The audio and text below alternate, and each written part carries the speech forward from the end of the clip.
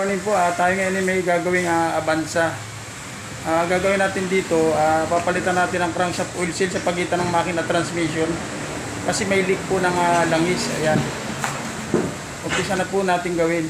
First step pong gagawin natin, tatanggalin muna natin yung negative na battery. Ayan. Natanggal na natin yung negative na battery at saka bago tayo gumawa doon sa ilalim. Ito po yung Avanza 2017 model, ibababa ang transmission kasi may leak ang crankshaft oil seal rear. Ayan.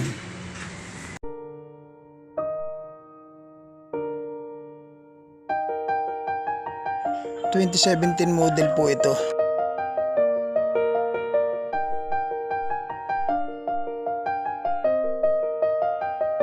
Ayan, tinatanggal po natin ang mga tornilyo niyan.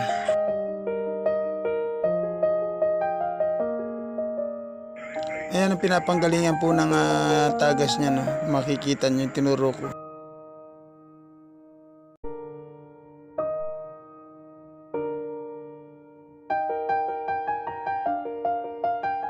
Ayan, tinatanggal na po natin ang transmission fluid niyan. Ayan.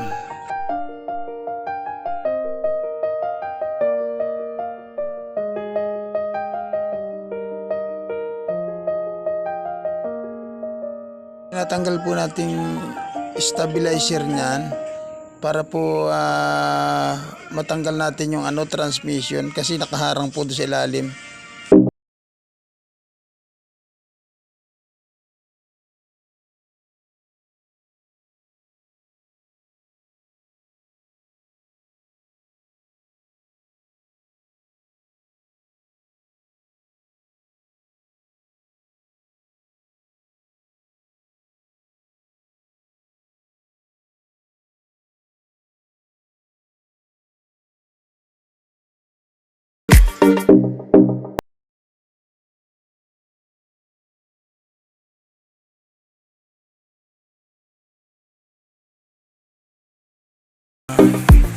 Intake niya, natanggalan natin air cleaner. Yung natanggalan natin air cleaner kanina. So kasi ang gawin natin dito, nandun yung tornilyo nito, yung sa torque converter sa sa may starter niya. Yan yung starter natanggal na sa ilalim. So tatanggalin na lang natin yung tornilyo ng converter. Yan, itong intake, tatanggalin na natin to. Ayan. Ayan. Ayan, o. Makikita nyo po, nandun yung starter. Ayan, nandun po yung starter. Nandun na kapwesto yung tornilyo ng ng torque converter pag tinanggal nyo yung starter. Ayan.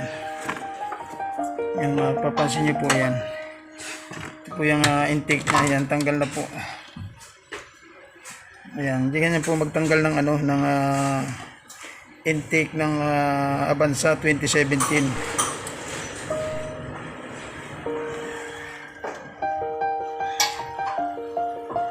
Tinanggal po natin kasi din ang tanggalan kasi yung mga lumang modelo po, ang tanggalan ng tornilyo ng converter nando sa ilalim. Ito po kakaiba po ito, nandito po ito sa starter. Ayan, tatanggalin natin yung starter para makita natin yung tornilyo ng converter doon. Bali ang tornilyo ng converter po nito, bali 6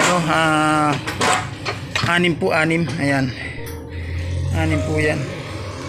Tatanggalin na po natin ito para maumpisa na natin paklasin yung Ayan, tanggal na po. Ayan, natanggal na natin. Ayan po, ayan, tinanggal na natin. Umpisa na natin to. Tanggal na po yung intake nito. Ayan, intake po ng Avanza yan. Ayan, tinatanggal na po yung nasa ilalim. Tapos ito po, ayan. Ayan, tanggalan natin yung starter niya. Ganyan kadugo ang pagtanggal niya, no? Ayan, babaklasin na po natin yung starter. Para kita natin yung bolt. Ayan. Avanza 2017 model po yan. Kung mapapansin niyo po yan, tatanggalin natin tornilyo 12mm sa gilid. Yan yung tornilyuhan yan. Yan.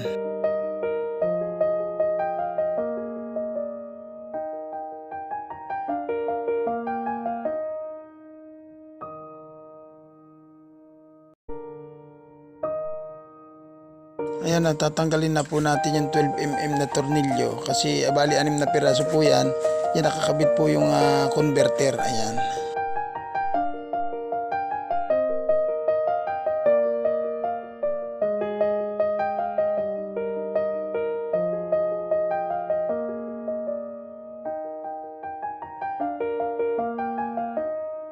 Tatanggalin na po natin itong mga 12 dito. 6 na 12 po yan eh. Mapapansin nyo may inan yan, ulo yan. 12 po yan. Pero may iksi lang po siya. Mapakita ko pa pag natanggal na sa inyo. 6 na piraso po yan. Ayan, para matanggal po natin yung transmission.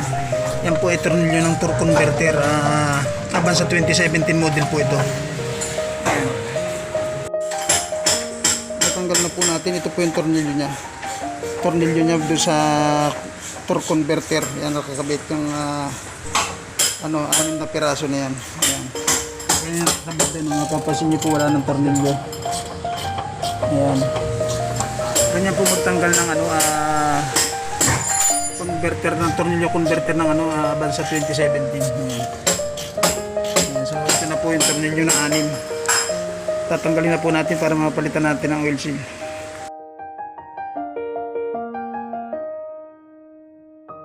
Ayan, tinatanggal na po natin yung tornilyo sa ibabaw ng transmission para matanggal na natin po yung mga tornilyo, para matanggal na natin yung kasi natanggal na natin sa converter. Ayan po ang gagawin natin para mahatak na at mababa na ang transmission.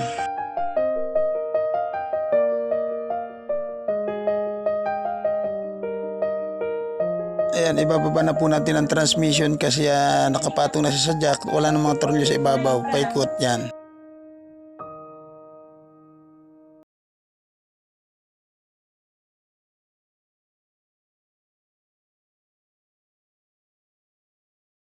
Ang transmission niya, no? Yan, makikita mo ni Ipuko, torque converter po yan. Yan.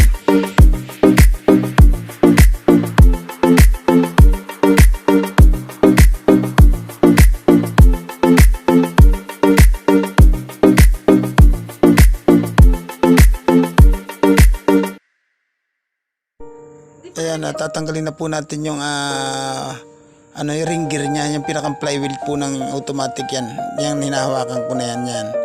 Bali walong po yan, 14mm na bolt.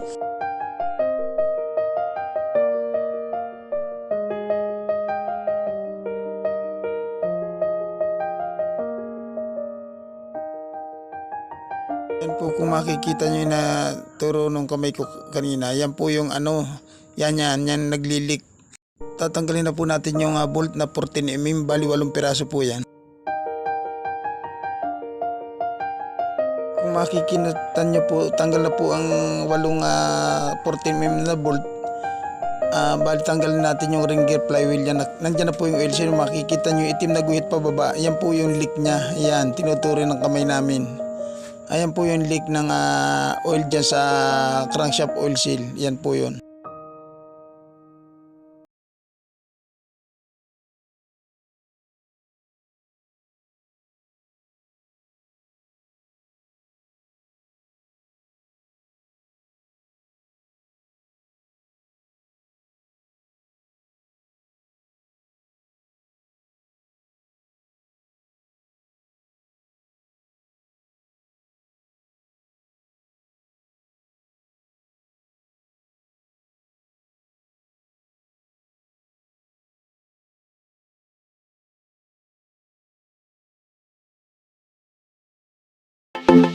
Original oil seal. Original oil seal. Tapos dito. Kailangan po dyan, rubber mallet ang ginagamit nating hammer kasi para hindi po masugat ang oil seal at saka hindi masira yung lalapa yung tatamaan ng ulo ng hammer natin. Kung mapapansin nyo po, pantay siya dito. Ayan, nakakabit na po yung oil seal natin. Ayan. Pantay po siya dyan. Kabitan lang po natin yung ring gear. Ayan. Pinasabay lang po ng may-ari ang oil seal na yan kasi para isang gawa na lang. Dapat hindi pa muna papalitan yan. Yan po yung torque converter oil seal. Ayan po yan. Yan.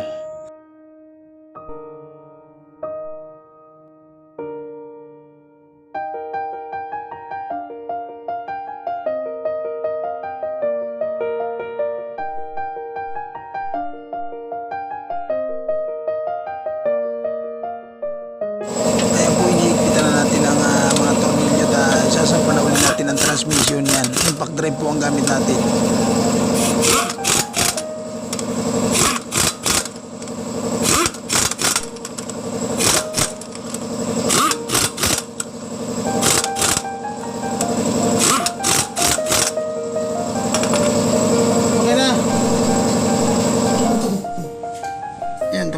nating impact niya. Kakabit na lang natin ang transmission ulit. Nakakabit na po lahat ang tornilyo ng transmission, tapos kakabit natin tornilyo ng converter para matapos may lagyan natin starter, din tapos yung intake manifold na. Ayan na po, kinakabit na natin yung starter nya. Ayan.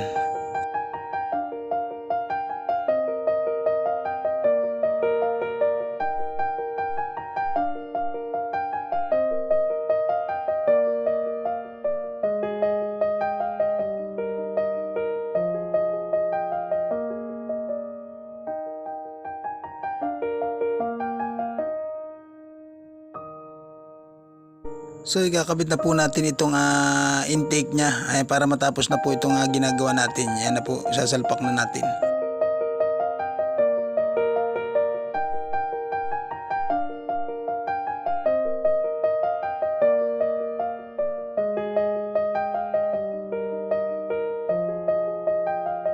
Ayan, tapos na po siyang ilagay yung intake. Battery na lang po ang kulang niyan. Ay okay na po.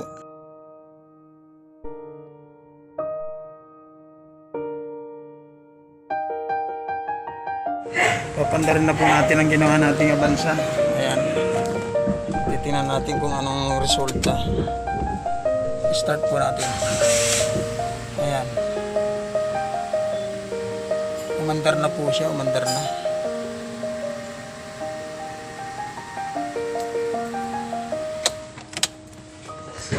Ayan. Tapos na po ang ginawa nating Avanza. Ayan. Maraming salamat po sa tiwala sir at magandang hapon pong muli sa inyo. Thank you po.